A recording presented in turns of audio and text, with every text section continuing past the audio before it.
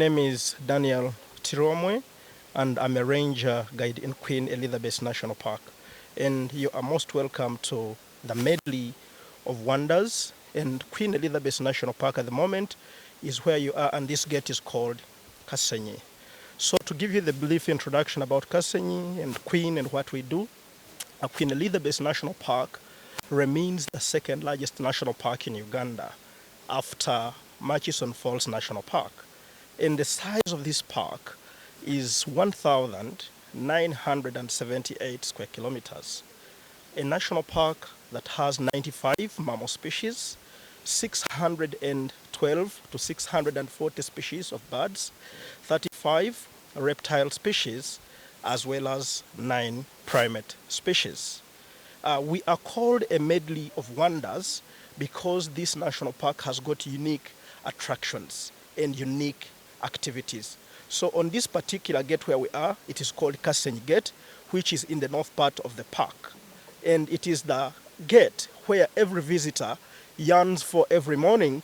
Is they wake up at 6:30 and they gather here. They are checked whether they have paid entry fees, and whether they are to pay for guide fees, then they move to the tracks. And in our tracks of Kasenyi, we are having a lot of attractions, among which there are big herds of buffaloes, we have warthogs, we have waterbucks, we have elephants, and something that makes it more attractable is the place where we have the biggest prey that attracts the lions. As you may look at these buffaloes in this crater, some of them are standing in the mud, but you almost look at them as if they are also meditating. What does this help them? This is solidified lava. We call it magma. And because it is hot, there is sun, you find there is a lot of vapor that comes within the mud. As they are chewing the cud, you realize that these buffaloes are not here by mistake, but total healing. Some of them are sleeping, some of them are halfway submerged, but some of them are in a meditation state because they feel healing is the norm why they have come in this crater.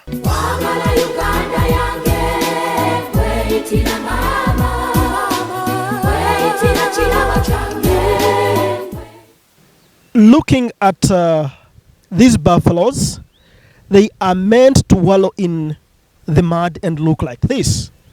After wallowing in this mud, they later go over the land to graze in this savanna, and you find the mud suffocating the ticks.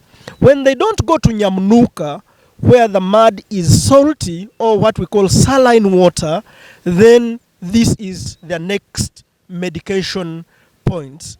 And their happiness is to see that it rains, even if it rains just of a drizzle. A drizzle is enough to make them come in. Then as they turn around, they make it more softer as you look, and that is their happiness. Entirely, this is what we call natural healing within the habitats and ecosystems.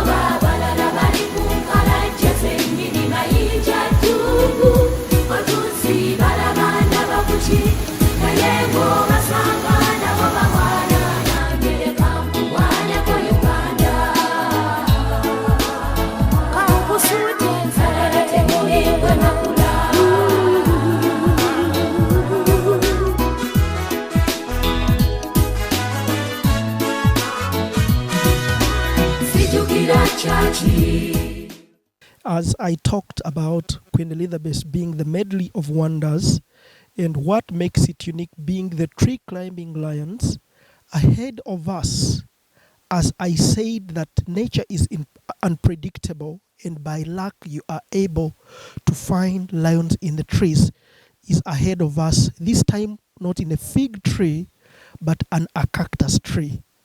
But still the behavior and the adaptation remains tree climbing lions. So looking at them right now, they are trying to spot what they are seeing ahead of some of these shrubs under the cactus trees. But again, when you see the lions in the trees, they are much more comfortable because they get a shade, which shade also helps them to normalize their heartbeats. Because lions, whenever they step on the ground, they overpant the fact that they don't have sweat glands. So they sweat from the mouth and we call it panting. But when you look at them at the moment, their heartbeats are normal, meaning whenever they climb, they are climbing to get the shade and reduce their rate of panting. But again, another reason, if you look at these cactus trees, they may not be the best comfortable ones because normally they prefer the horizontal branches, but still you see the chest is on the branch and somehow it is relaxed. And also, these tree climbing lions don't like the tsetse flies on the ground as well as black stinging insects. So this is one of the adaptation survival techniques they have come up with in Queen Elizabeth National Park to spot and the prey, at the same time to regulate their body temperature. How I wish everyone all over Uganda, all over the world should look at this beauty that is in front of us, and at the end everybody comes to sight and look at these beautiful tree climbing lions of Queen Elizabeth National Park.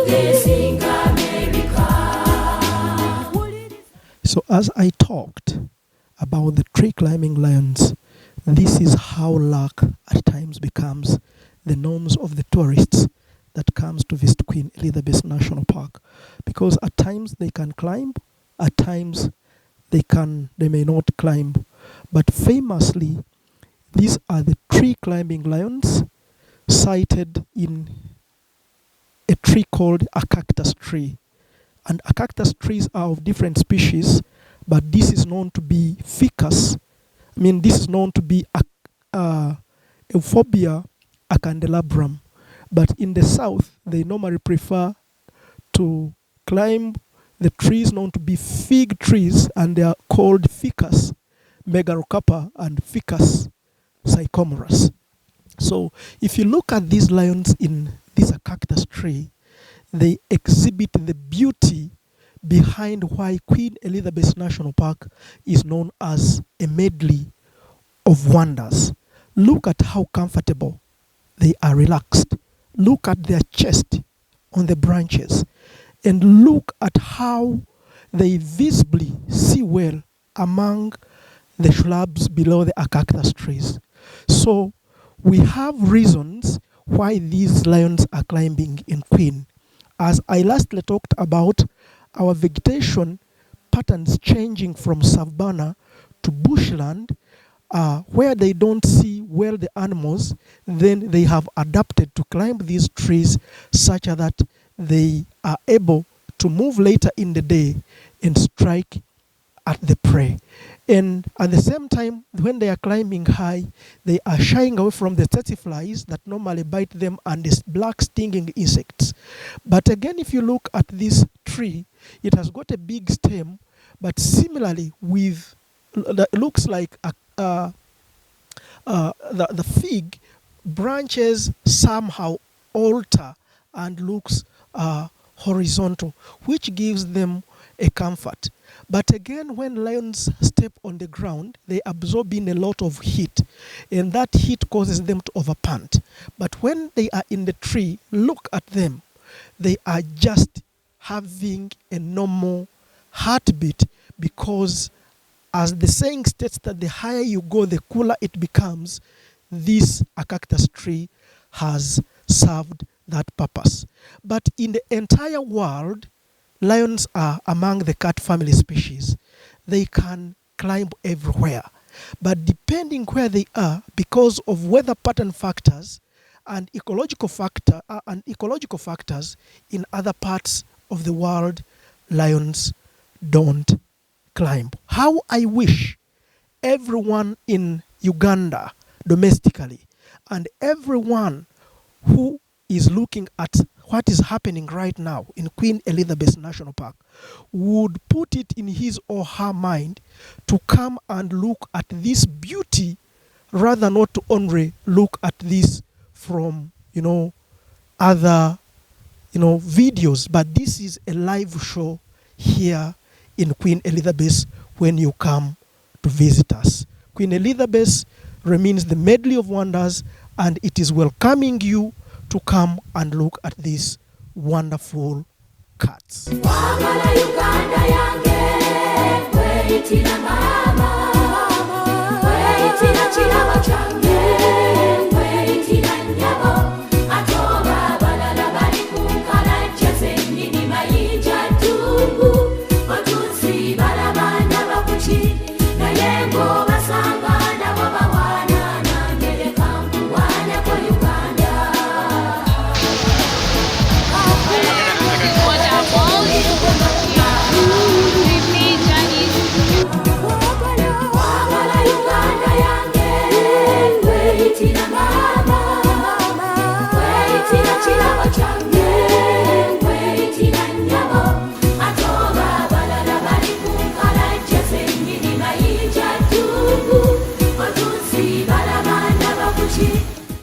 It's something very interesting seeing these animals in the wild.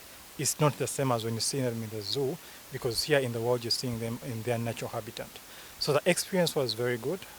The people with were very happy. So I would encourage all Ugandans to come and visit these animals, because many Ugandans, when they tell them to go to the national park, they say it's the same thing seeing it in the zoo. But this is typically a different experience when you meet it in the wild. It's not the same as when you see it in the zoo in the cage. So I encourage all Ugandans to come and travel around Uganda. Queen Elizabeth National Park would give them a very good experience. So they should come and see this, enjoy themselves, because where else would they find this in the world? Even if you go to Dubai, you cannot find a lion in the world. So Uganda is a place to travel. Ugandans come travel, it's affordable. We wish to see a big number of Ugandans coming to the parks to experience this for themselves. Thank you very much.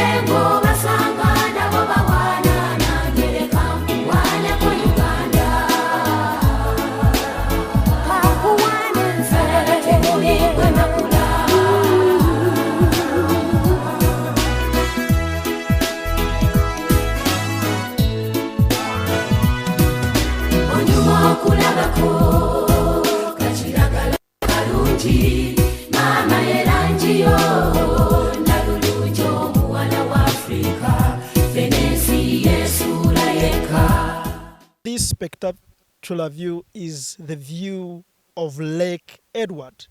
And Lake Edward is a transboundary lake. We share it with Democratic Republic of Congo. And the ranges you're looking at in the background are the ranges of Mount Rwenzori in Democratic Republic. And Edward, as I said, is that Congo takes the big share. But as Uganda, we only have 25 kilometers of the lake. And the 40 kilometers of the lake belongs to Congo. And the ranges that are in the horizon are, as I said, are in Virunga National Park. As you go far towards the ranges, this is the Mwea Peninsula, where you look at those buildings. And if you make a circular move towards the right, then you come to see the Kazinga Channel. So the Kazinga Channel is a natural channel as a result of faulting. And it is connecting two lakes, Lake George in the northeastern side of the park to Lake Edward, which is slightly on our right, which is in the western side of the park.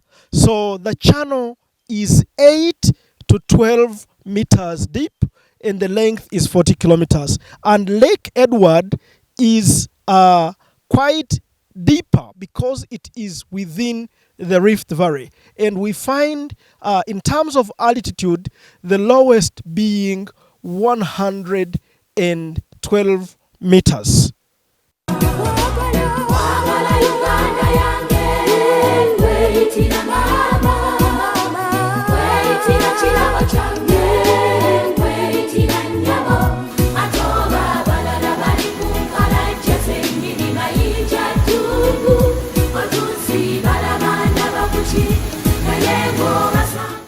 You are most welcome to the Kazinga Channel Boat Cruise, and it is one of the activities that we offer in Queen Elizabeth National Park.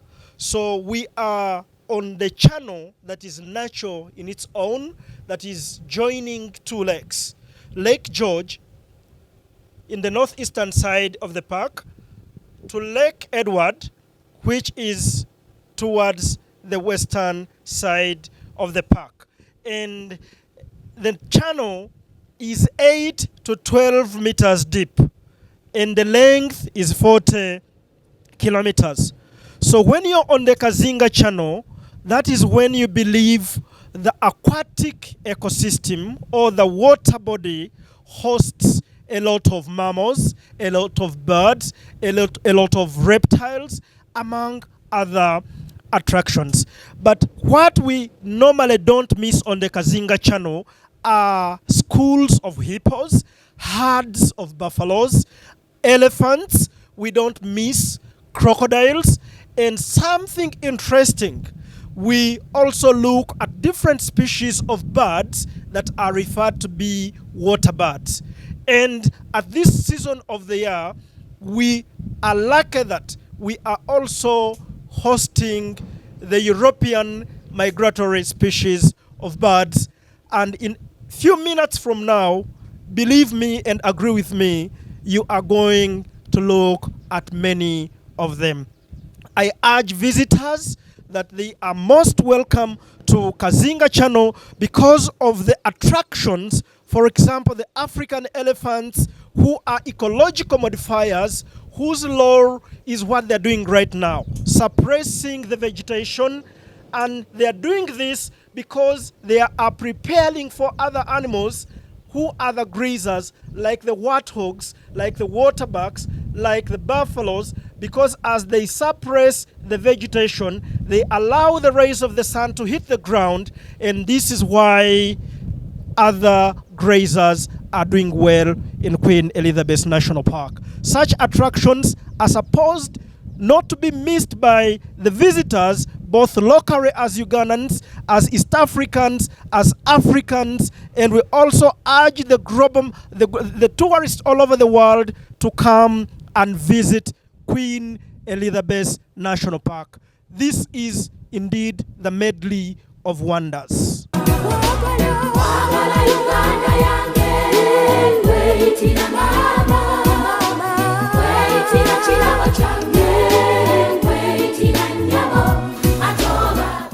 When you are at the Kazinga Channel, it's important that the public should know how much we charge, because being a beautiful activity, we charge different categories of tourists.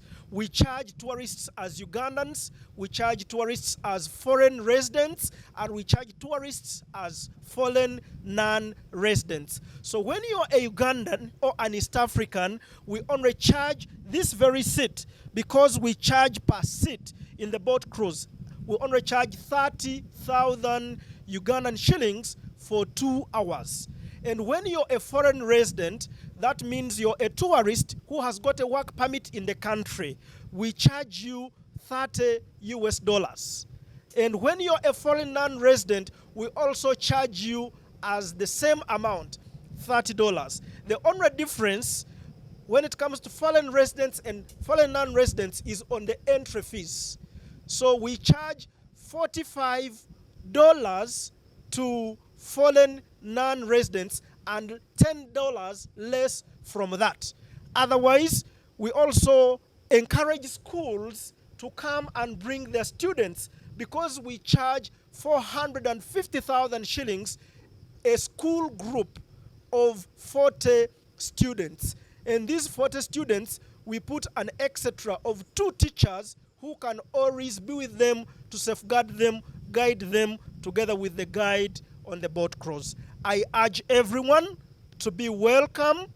The water hosts a lot in as far as studies for students, in as far as attractions for pleasure, and in as far as making your mind comfortable as you see scenery and different attractions. We welcome you at the Kazinga Channel boat cruise.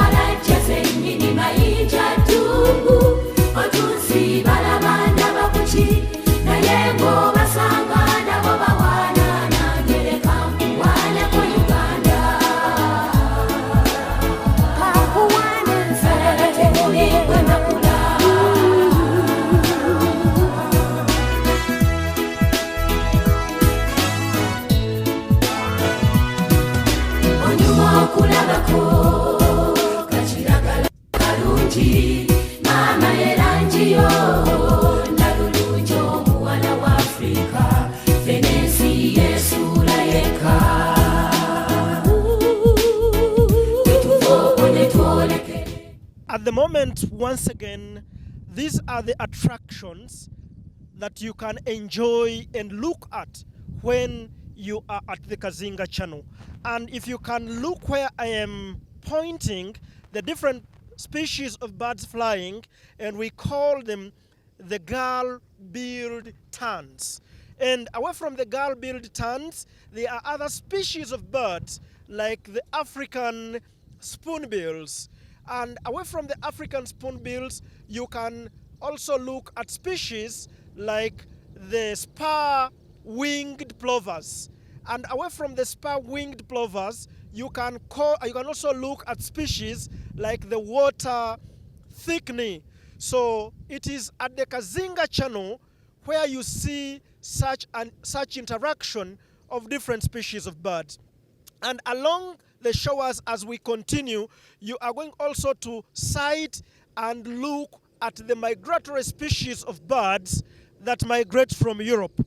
And currently, I expect to find species like the white-winged black terns. But when you also observe, buffaloes are comfortable. So this is the time that is right for them to come and drink. After drinking, they sleep and relax. But as you can look, some of them are sleeping in the water. There is a reason why. They do that simply because they want to freeze the parasites. These buffaloes have got a lot of ticks, which ticks can drip blood out of them. But they are ruminants who are chewing the cud while the parasites are inactive, and they are easing their digestion. Along the shores, we are also going to look at more interaction between different species. It is at the Kazinga Channel where you see this life, and they are the attractions everybody should come and look at.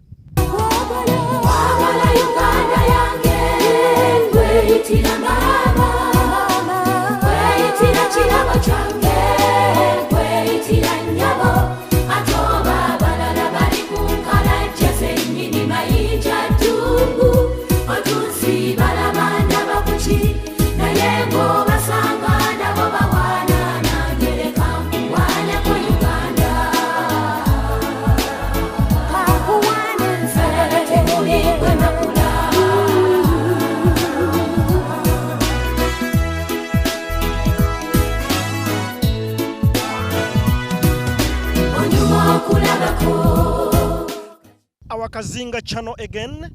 On the shores, we are looking at the male buffaloes. But if you look around critically, you don't look at any female. So we refer this herd as a bachelor herd. How do buffaloes come to a bachelor herd? So in buffaloes, in a herd, you find females, what we call the matriarchs, are the leaders. So at times when males age, they also need security. And females are supposed to be given security all over the herd until they die a natural death. So what happens is that when lions come to attack the main herd, and these old males don't give protection to the rest of the herd, then the matriarch starts to doubt the strengths of these male buffaloes. So it commands energetic young males and females, and they chase them to go and become the food for the lions. As you know, in human beings, life is always sweet, more or less similar to the creatures of the world. So when one is chased, we call it a loser, or an outcast, or a rejected male. So for them to live longer and help each other to make sure that they don't die there and then when they are chased, that is why they come to a loser herd called a bachelor herd. That's when they are in position to sleep the way they are sleeping, looking both directions, such that when they hear anything like a lion or any predator that wants to attack them, then they come together and combine efforts and fight that lion together. However, their life is miserable when they are alone, but they see and get a smile when they are in a loser herd, because they share the similar problems, they share the similar challenges, and you realize they can even together fight the enemy who has come to attack them. These are some of the attractions that you will find in the stories when you come and visit the Kazinga Channel on our boat cruise. You are welcome to Kazinga Channel boat cruise.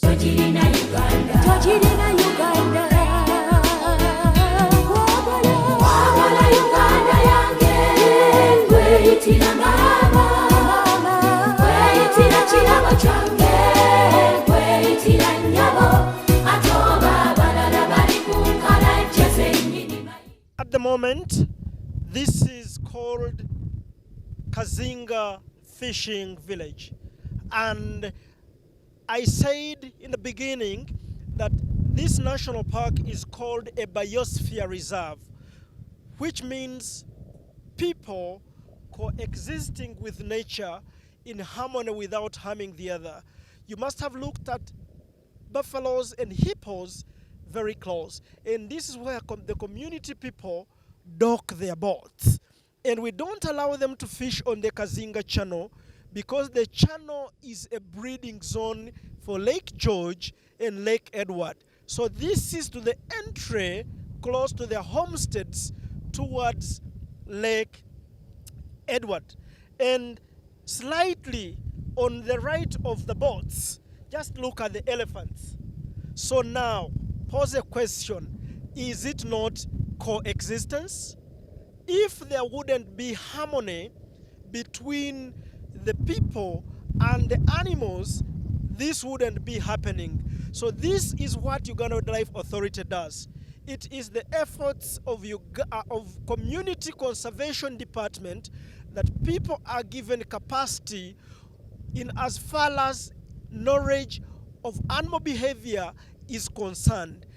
We are meant to teach them how elephants can react, how buffaloes can react, the do's and the don'ts when they are on such a place. And interestingly enough, look at the beauty of the bird sanctuary. Look at the school of hippos. Look at the elephants greeting each other, wrestling, and human beings are busy cleaning their nets for today's evening catch in the night. And if you can furthermore look at many other buffaloes with a big flock of the black birds that look like ducks, and we call them great cormorants. And before the great cormorants, we have big white ones of two species, and we call them the pelicans. And those pelicans are pink-backed pelicans and great white